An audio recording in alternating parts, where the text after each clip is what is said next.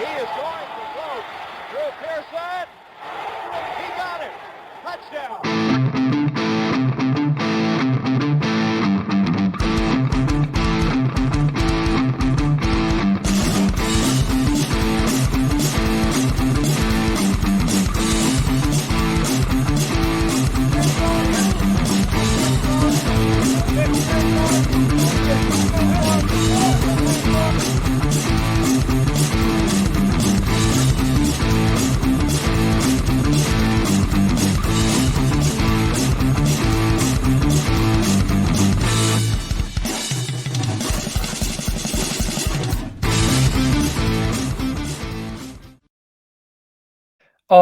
All right. Welcome into Now About Them Cowboys. This is episode number 12. I am here once again with my co-host, my main man on the opposite side of the world. We are covering both sides of the map. That is Mr. Andrew Campey at Andrew Campey on the Twitter. Camp, what's cooking? Yeah, well, it was a bit strange last week because, like as you just mentioned, like I'm obviously down in Australia, so we're going into winter here, so it's getting colder and colder and colder. So last week I was feeling a bit run down, but luckily you and Joe could save the day for us. But I felt like we came off a really good OTA show where we were getting lots of views and everyone was loving it, loving our stuff. And then I disappeared for a week, so it's good to be back. Yeah, man. And you went out on a high. We need you back though, because we need to lift off. It's funny that we had so Joe knows. So Camp is referring to episode number 11 we did last week, which is part one of the two-part series we are doing, where we ranked everyone on the offensive side of the football, not every player on the offensive side of the football. That was a bad description. We ranked top 5 at each position on the offensive side of the football. And Joe knows from the New York Giants corner came in, man. He put his cape on, he got into the phone booth, jumped out, saved the day, joined me. And I felt like it was a good way to go because I couldn't be too biased. But you know what? I'm the type of fan that sometimes I think I'm too hard on my own players.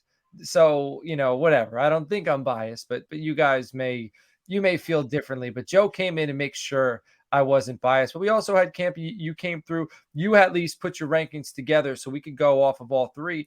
And you can find those on the Twitter handle at Toilets to Titles. Nino's been releasing graphics all week showing our top 5 at each position. And this week, what we're doing for episode 12 is we are going to the defensive side of the football. We did offense last week. We're going defensive side of the football, which I think for the Cowboys is the exciting side. So it'll be interesting to see how many players we have in the top 3 at each position. I want to see who's the most dominant team on the defensive side of the football, because the Eagles have gotten very good. The Commanders have invested a lot of first-round picks. The Giants recently re-signed Dexter Lawrence. They got Kayvon Thibodeau, Xavier McKinney. So there's a lot of talent on the defensive side of the football. But do you have anything you want to say to kind of summarize what you saw or your thoughts from when we touched on the offensive side of the football? No, not particularly. I think we were all pretty close on the mark, which was a bit surprising. So I guess we must be doing, to have 2 Cowboys fans and a Giants fan. How high you guys were on Tyron Smith still. So, well, that was the one I was actually going to touch on. So you've jumped in front of me there because my gut feeling going to last year was he's had so many issues with his back for the last probably 4 or 5 years. And then the talk going into last year was that was solved and that problem was going to go away. And then it sort of seemed to be the injury that he had last year was not so much. I feel like most of his career, it's almost been sort of regular occurrences of the same kind of injury. So I was looking forward to him not having that type of injury, and unfortunately got hit with another one. So part of hamstring, like tore it off the bone, right? So part of me is just maybe maybe delusional, say that his problems are all behind him, but I just feel like if he can get his body right, I feel like he can be a really strong player for us. And I think to sit here and say that he's going to play every game is not going to happen. But I feel like if we can get him for 13, 14 really good games, I think he's still probably, if not the best, one of the best left tackles in the conference. So, it all depends. I mean, we could be sitting here at, training camps in now, 7 weeks, I think they said. So training camp might come along and then he gets injured again and I've got egg on my face. But yeah, I guess that's why it's you've got to go with your gut on rankings a bit, don't you? Yeah. So I was kind of the odd man out because I had Terrence Steele and Tyler Smith on there, and I didn't have Tyron Smith. I would love so going into last week, Tyron had only played right tackle, from what I've heard, and Tyler was playing left tackle. But then last week, the last week of OTAs, which was the mandatory version, Tyler moved inside, and Tyron moved to left. So, now they're messing with me. So it'll be interesting to see. Aisha Morrison, I've been following her on Twitter. She might be coming on the show over the next few weeks. She's on the draft show. And I don't know if it's Cowboys Break or Talking Cowboys, one of the two Cowboys shows over there. We've been talking to Kyle Yeomans. I've been following him. He's going to be coming on over the next few weeks. So we're going to have a lot of inside. I asked Aisha Morrison, I think so. She just finished her first season with the team. She's going on her second season. So I was messaging with her back and forth, humble brag. And I was like, spill the tea. Like, give me. She's like, I can't do that. So I was trying to. It's just funny, like being able to talk to somebody who's, on campus essentially, and trying to get a little bit of inside information. But that's not the case. Maybe if she comes on air, we'll try to pull something out of her. But anyway, it's SFB 13 season, so I got to turn my phone upside down because I switched from pick 5 to pick 7. So SFB, if you're just a Dallas Cowboys fan, you're not a fan of the Toilets Titles Network, it's the Scott Fish Bowl, huge fantasy football league. Check out scottfishbowl.com. It's like over a few thousand teams in it.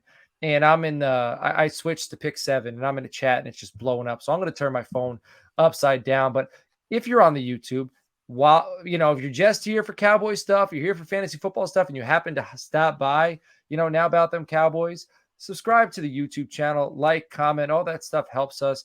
It helps the algorithm, pushes us out to more eyes. We'd really appreciate that. If you have Apple Podcasts, throw us a 5-star Apple review. Right now, we're filling up our listener league, Frankenstein Listener League, which is bananas, and Campy knows because I keep running stuff by him, and he's like the mastermind behind kind of the graphics and the cards and all the stuff we're doing on the site. So we're going to have 96 teams in this thing. And an easy way to get in there, throw us a 5-star Apple review. If it makes me blush, it's a $25 entry fee into the Frankenstein League. I might get you in there for free. All right. And another way to interact with us, get in the Gilded Chat, reach out to me on the Twitter at Coach Schepps, or reach out to the show at Toilets Titles. We will get you in the Gilded Chat. We got a new show called Playing with House Money. It's a gambling show. And this week they were talking about the Premier League Championship, the Champions League. Between Manchester City, Inter Milan, they called the goal scorer. They called the winner. So you want to win some money, you're into sports gambling, stick around with us. And we're also on all audio platforms, and every single one of our shows is on there now. So we're absolutely rolling. So Cam, let's get this thing rolling. Let's move on. Let's do it. I want to start with interior defensive line because the Cowboys drafted one this year, but they really don't get that much credit. But the interior defensive line is very strong in this division. And I'm going to tell you, I don't have Fletcher Cox on my list.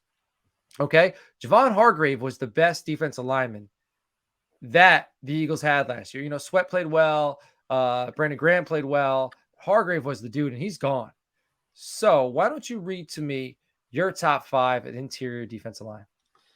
Well, yeah, just before we start, it's quite funny, isn't it? Because as you sort of highlighted at the start of the show, it feels like the NFC East has really been built on defenses for the last couple of years. Like, you feel like each team is stronger on the defensive side of the ball. And I kind of found that at certain positions, I really struggled to kind of come up with a top 5 where I felt like it was a really kind of strong top 5. There was obviously other positions where you sort of looked and you thought, wow, that's got some depth. And, truth be told, interior defensive line is that one of those kind of positions. And I think, I'm really actually keen to get sort of cracking on this because I'm not sure how much your rankings and my rankings are going to match up. So it's going to be interesting to see. So for the interior defensive line, I had Jonathan Allen at number 1.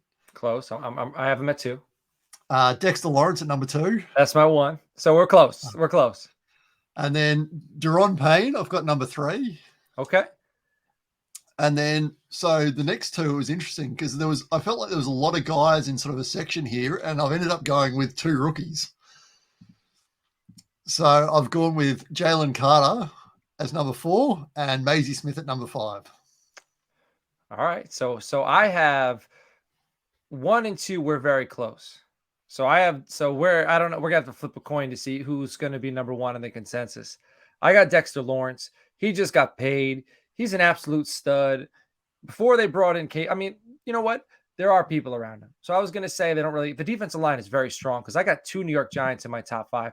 I got Dexter Lawrence 1, Jonathan Allen, who I absolutely love, out of the Washington Commanders. He's tough as nails, old school. He's so old school. He's got the single bar on his face mask down the middle. Like you're tough as nails when you got that. I got Jalen Carter 3, which might seem crazy.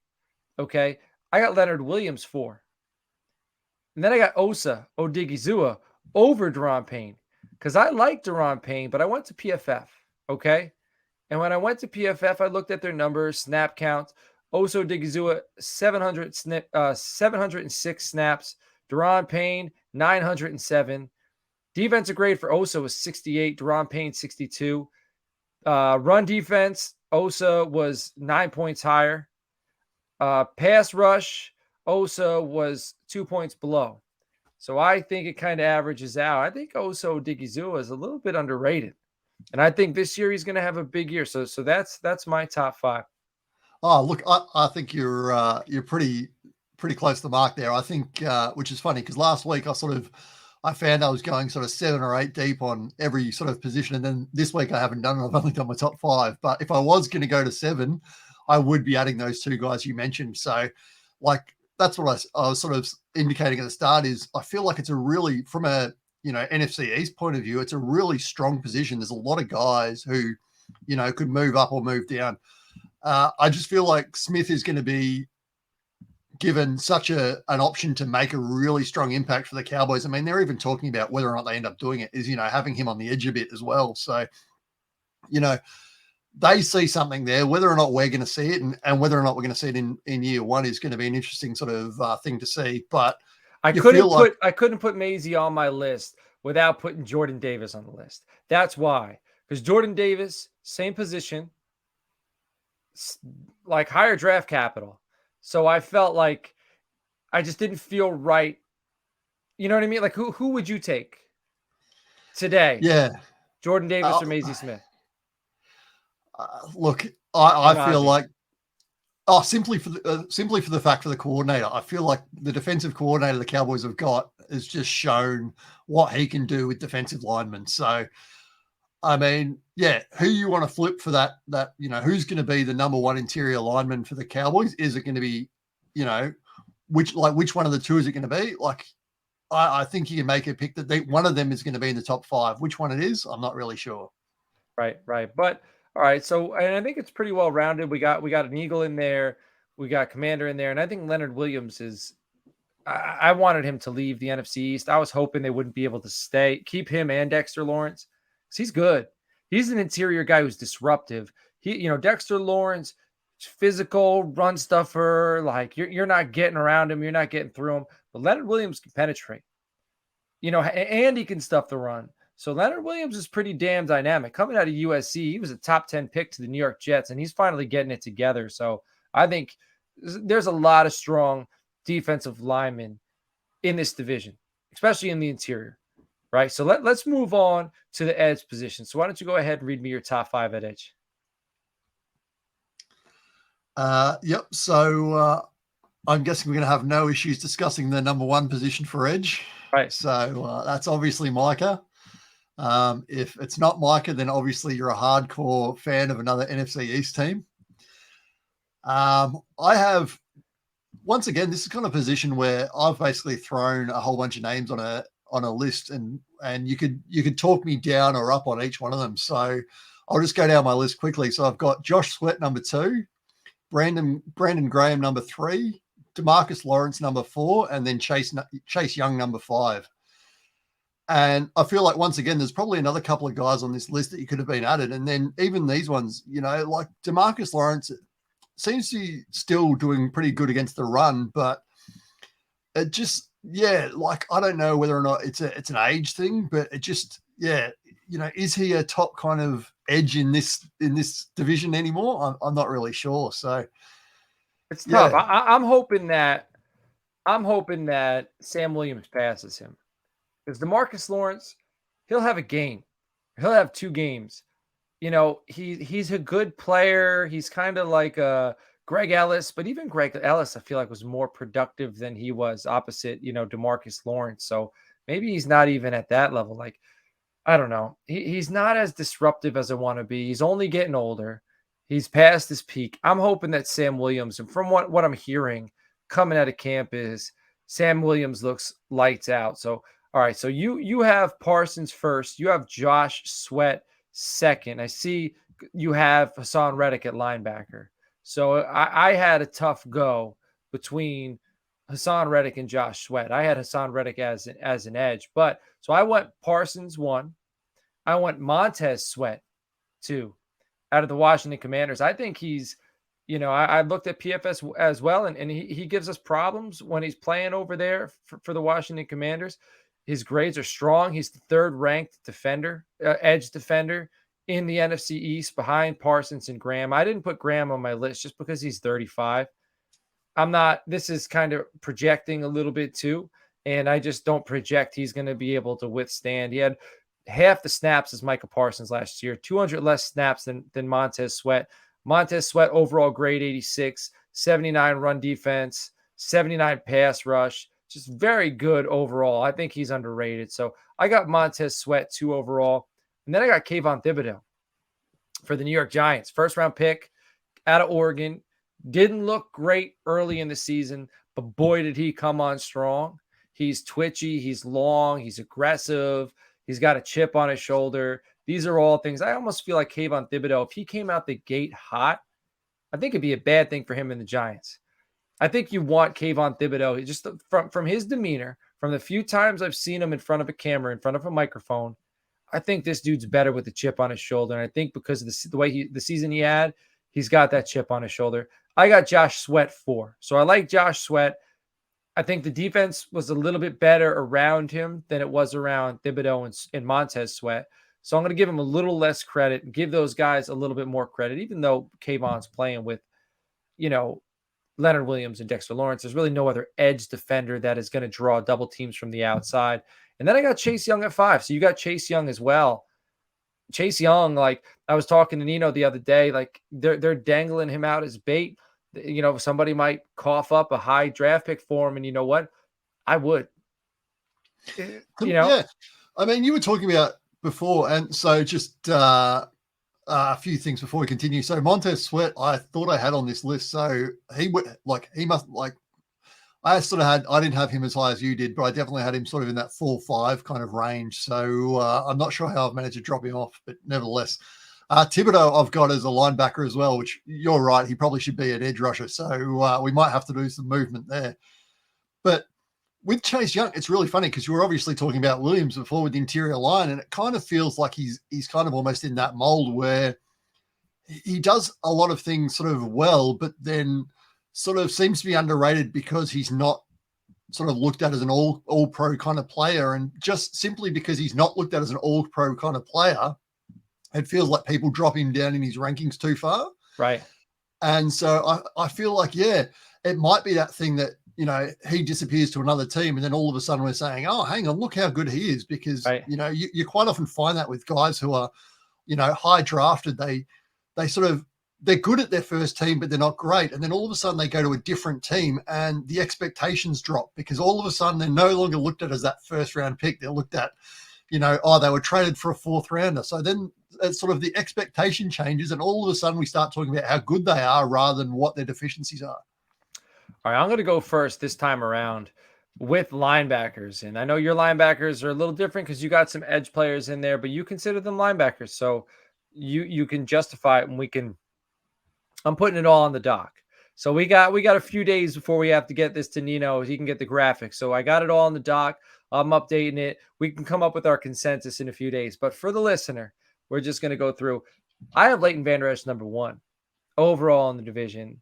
And that's because I think he's shown he is the best all-around linebacker when healthy. Okay? He's got good range. He's sideline to sideline. He can wear the dot. He can call the defense. He's good in coverage. He's good chase and tackle guy. And he came on very strong towards the end of the season. So that's why I have him so high, because I think he got healthier and he played great. And now he's got Mozzie Smith in front of him. He's got a defensive lineman, and he's got Jonathan Hankins. Guys are going to keep him free, and he's still young, and he's playing on a 1-year deal. Usually guys on a 1-year deal, this dude's playing for a contract, which he was trying to do last year. He stayed healthy. Knock on wood, he stays healthy again. So I got Leighton Vander Esch at 1. Bobby Okereke for the New York Giants. I have him at 2. Kid played like IDP. You play IDP fantasy football. Shaq Leonard's the name you want to know in the Indianapolis Colts. Well, guess what? He's been like their Tyron Smith. He can't stay on the field. Bobby Okereke was a free agent in most fantasy leagues. And you go ahead, you bring in Bobby Okereke, and he got you points. Because this dude his overall grade last year, I want to say 73 defense overall, 80 run defense, 67 in coverage. So he's decent in coverage. How many tackles did he have? He had 970 snaps, 112 tackles, 36 assists, 2 forced fumbles. Like this guy, he's all over the defense. And the Giants finally have a true linebacker. So I think he's the second best true linebacker. Jamin Davis, number 3 from the Washington Commanders. I don't think he's played to the potential that they thought he would when he was drafted, but he's a very athletic guy. He can play sideline to sideline. Cole Holcomb is gone. I assume they're going to move him into the mic. They're going to let him wear the dot. They're going to let him call the defense. And I'm projecting he turns into the guy they want him to be. Number 4, I got Nakobe Dean. Again, this is a projection coming out of Georgia. He was a little banged up. And I could project with Damone Clark, and I got Damone Clark at 5. So I got 2 young guys that I'm projecting. And Damone Clark, people thought he wasn't going to do anything for the Cowboys last year. He worked his tail off to come back and play, and that says something. He wore number 18 at LSU. That's not a number they just give to anybody, and that says something. He chased the player down. They clocked his mile per hour. I want to say it was like 23, 24. His mile per hour in one game was higher than any other defender on the Cowboys defense. I think it was like his first or second game as a Cowboy player. So I'm projecting with 3, 4, and 5, but those are 3 young players coming out of big SEC schools that I believe can take a step, because the middle linebacker position is probably the weakest out of the entire NFC East for defense. So you go ahead with yours, my friend. Yeah, well, so the first 2, it becomes interesting because then we start having that discussion around edge or linebacker. So obviously my first 2 are Hassan Reddick and Thibodeau. So, do what you like with those 2. And then the next, sort of essentially is what you said. So I've got Nakobe Dean next, and then I've got Leighton Vander Esch next, and then I've got Ojulari next. And so Ojulari was someone who in his rookie season to me just seemed like he had everything that he was going to be putting together, and then sort of seemed to have a second year where he sort of went missing a bit. So he just, to me, he was someone who sort of appeared on tape for me when I was watching New York Giants games. And I kind of think if he can put it together again, he might be an interesting guy. And then I've actually got an honorable mention of Damone Clark. So I tend to agree with you on that one. Look, like I think you're right as far as, with Vander Esch. I think if he can stay healthy, then I think he's, there's no one coming to take his position right now. So right. The Cowboys aren't don't have that much depth at linebacker that there's anyone that you're looking at thinking that guy's going to take the snaps. So if he can put it all together, then he's going to be up there. For Dean, I just feel like it's one of those things where he's going to be behind a strong defensive line. So guys he played behind in college. Yeah, so hopefully they're going to do the dirty work for him. So that's why I picture him having a big year. And then, look, it's, as you said, it's probably the weakest position, but you could throw a bunch of guys in there. But yeah, I guess if you're classifying them as sort of a linebacker, it all comes down to who's going to get the tackles, isn't it? And that's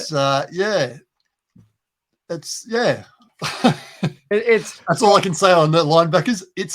I mean that's fair. It's fair to say that, because it's not like, I don't know, they're not great, huge household names. They're good players surrounded by very talented players. And the reason I have Vander Esch over Damone Clark, I think Damone Clark has a higher ceiling as a run defender. but I think the gap between Damone and Van Der Esch as a pass defender is more significant than the gap between Van Der Esch and Damone as a run defender. I think Van Der Esch is a good run defender, but he's also good in coverage. He knows how to drop. He knows how to get into the zone. And maybe that's something that Damone Clark can do, but that's why I have Van Der Esch ahead there. So let's move on to corner. So I'm going to go again first overall here when we do our corner. And man, I'm actually looking at your rankings now. I've peaked. So I'm interested. I'm going to go with mine first. I got Trayvon Diggs, number 1. All right. I just think he took a step. He had less interceptions last year. I think it was because he was targeted less. He is a good shutdown corner.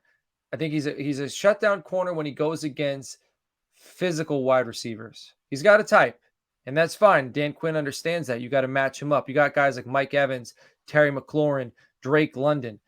Give him those big physical guys who are athletic, who want to high point the football. He does very well against them. You match him up against a guy like Jalen Waddle or Devontae Smith, he's going to struggle. He struggles with the twitchy guys, but that's on the defense coordinator. So I don't like that he's not a high-end run defender. You don't need to be an elite run defender, but I don't like he doesn't stick his nose in there at all. But I'm hoping that Stephon Gilmore is going to show him how to be an all-pro this year and it'll rub off because he's due for a contract. And as of now, I wouldn't give him top corner money because I need to see a little more well-rounded. But I got him 1. I got Darius Slay 2. Very good, very handsy. He gets away with a lot of pass interference, but he gets away with it. And he's savvy, and he's shown consistently, but he's getting up there in age. Number 3 for me is Deonte Banks. Excuse me. He was my 3rd corner in this draft class, my 3rd favorite corner. I love him. I had him ahead of Witherspoon. I think this kid can play. He is super fast, super explosive, but not only is he fast and explosive, he's very good in jam and press. And he is good at mirroring wide receivers. So there really aren't too many holes in his game, and I think he's going to give wide receivers a fit. Got him at 3. I got James Bradbury at 4, so the other Eagles corner who's very strong. I didn't even think of one of the guys that you mentioned, so I might have put him in there, but I'm going to put Bradbury in there. And then at 5, I got Emmanuel Forbes. So another first-round corner. He's light. He's 160 pounds, but he was picked in the top 20. He played in the SEC. He played against very strong wide receivers. He's got good coverage instincts. He's an interception guy. He's kind of like a Trayvon Diggs. And when he gets the ball in his hands, he can run to the house. So those are my top 5. Let's hear your top 5.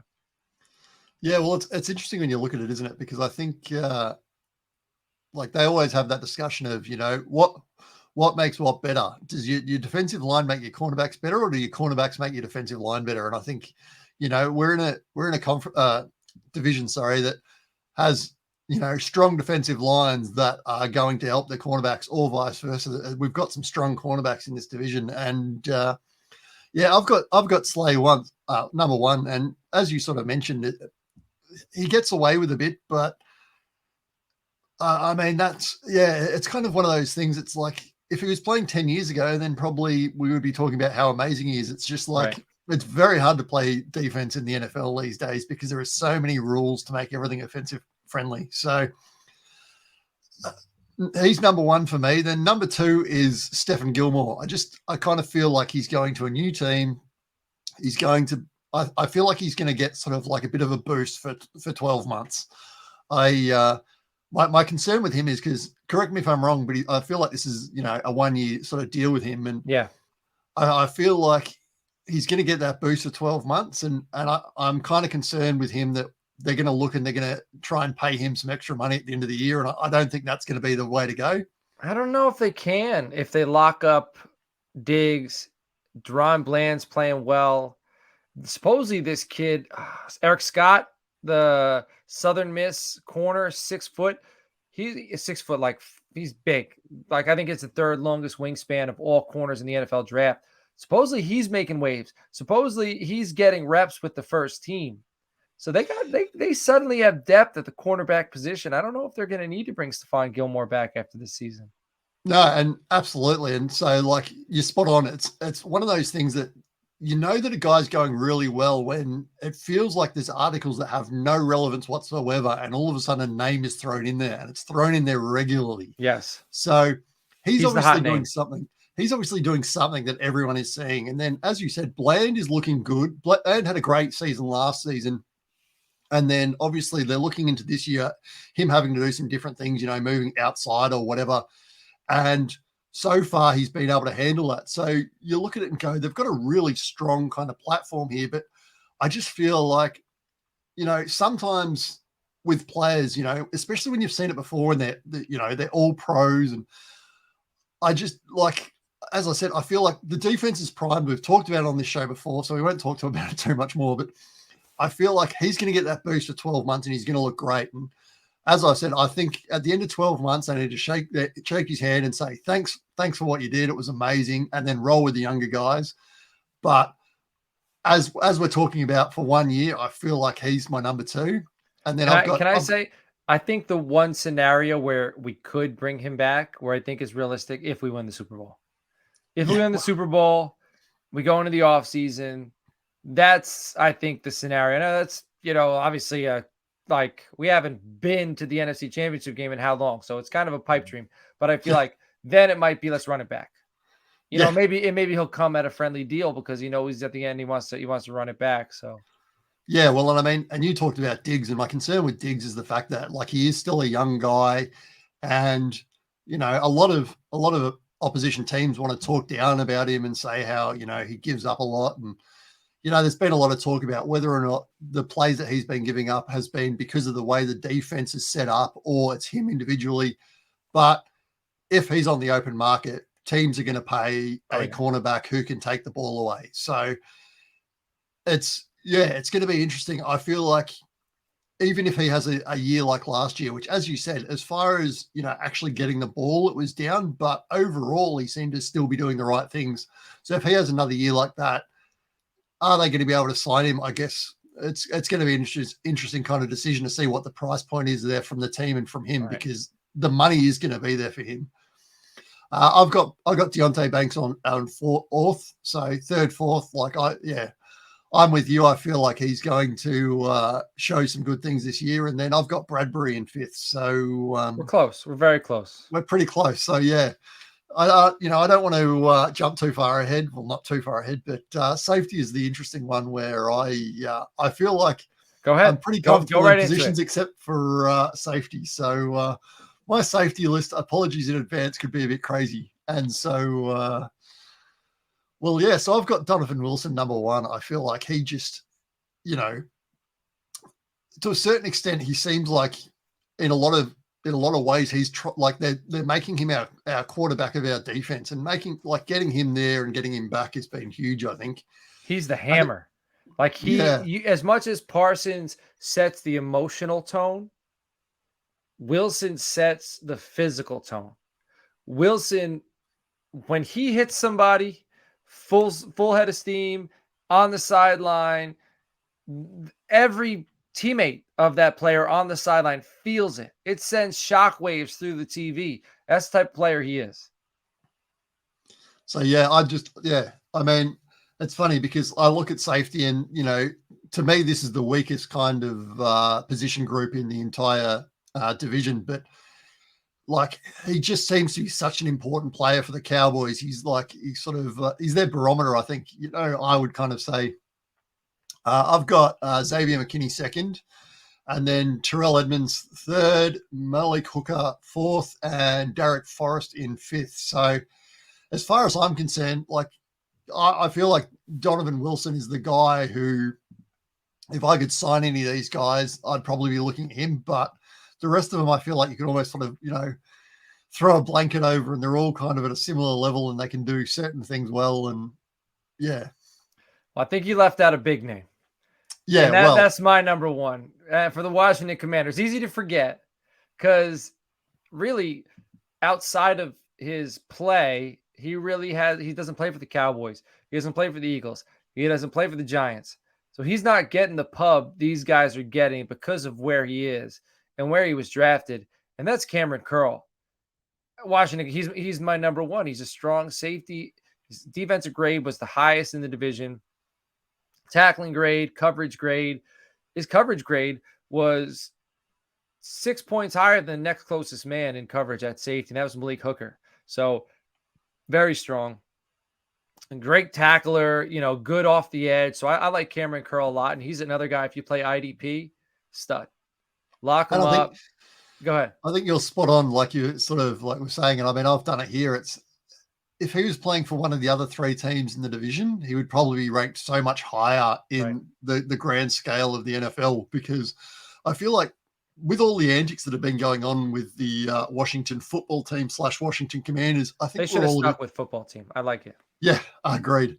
But I think we're just a bit tired of them. And I think because we're a bit tired of them, it does, the whole team drops down a bit in the rankings, because we just kind of tend to ignore them a bit and go, they're there. And especially when they don't have a star quarterback, then they're not threatening, are they? If you look at your schedule every year and you go, we're gonna have the Commanders.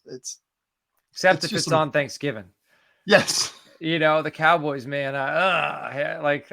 they ruined Thanksgiving for me for that, but that's for another show. So, and the reason I got him ahead of Donovan Wilson is because I also have Jaron Kearse and Malik Hooker in my top 5. So I wonder how much playing along those other safeties, because each of them, it is a 3-headed monster. So I got Cameron Curl 1, Donovan Wilson 2 for the same reasons you mentioned, Xavier McKinney 3, who you have 2, who's another guy. A little more dynamic, I think, than Curl, but hasn't done it. He was a rookie. Then he got hurt. He put himself in a tough situation during their bye week. But I think he has the potential to be the best safety in this division. Then I got Jaron Kearse, number 4. So Donovan Wilson is the heart. He's the hammer. Jaron Kearse, another guy like Micah Parsons, energy, leadership. And he's a tight end eliminator. So Wilson's box, tone setter, physical, run guy. Jaron Kearse, match him up with the tight ends, and he does a very good job of that. And then Malik Hooker at 5 is our best coverage safety. You put him deep, he's sideline to sideline. And you mentioned before about those guys going on second contract, teams let them go, then they ball out. Well, unfortunately, he got hurt in Indianapolis, and that's kind of why he fizzled out. Comes to Dallas, and knock on wood, he's been healthy. And his play deep, I think it's only going to be better this year, because I expect the pass rush to be better. Okay, I think teams are going to have to pass a little bit more, because I think we're going to be playing ahead, because teams aren't going to be able to run the ball and eat up clock with our new run defense. I think you're going to see Malik Hooker play even better this year. So that's my top 5 at safety. Yeah, and I mean, look, I probably, if I was going to do it now, which is like just full disclosure for everyone that's watching, like you made sure that you put your rankings in a different document, so I haven't seen them up to this point. Yeah. So I feel like probably if I was going to do my rankings again, that would be pretty close to yours. I still feel like I might have Wilson number 1, but I think that might be a bit of, Cowboys fandom coming through. Yeah, and I probably would put Gilmore ahead of Forbes. So to be fair, so we'll talk, over the next 24 hours, which it'll be nighttime when I talk to you in 24 hours. Lost my guy. But anyway, so we're going to catch up, me and Camp, and you're going to be able to check these top 5s out over on Toilets Titles, at Toilets Titles. My guy, Nino, he's been hooking it up, throwing us some graphics. And then also, if you do want to hear our top 5 at each position for the offensive side of the football, you do want to go back and check out episode number 11, because we touch on everything. And Joe knows from the New York Giants corner, he helps us out. If you want to support the show, patreon.com/Toilets to Titles. We have a bunch of tiers in there, but the lowest tier 1, $1.50, guaranteed entry into Frankenstein, get you into Gilded. And we also have a separate channel in our Gilded chat for Patreon exclusive content, where every episode that I do Tuesday night with my guy, Justin Stevens, we usually talk fantasy content. We save a little bit of how we prepare. We save a little bit of knowledge, and we go ahead and, excuse me, let me clean this up real quick for y'all. We go ahead with that little bit of knowledge, and we drop it into the Patreon exclusive channel for y'all. So you want to get in there. You do want to get into the Frankenstein Listen to League, because that thing is absolutely bananas. So everybody, I appreciate you listening. Appreciate you subscribing, commenting, all that good stuff. And we will catch you all next week. We might have some guests. We might have some other good stuff for you. But whatever we're doing, we're going to be doing it for you. And my guy's back, man. So Camp, I wrap this thing up. You have anything you want to say before we let them go?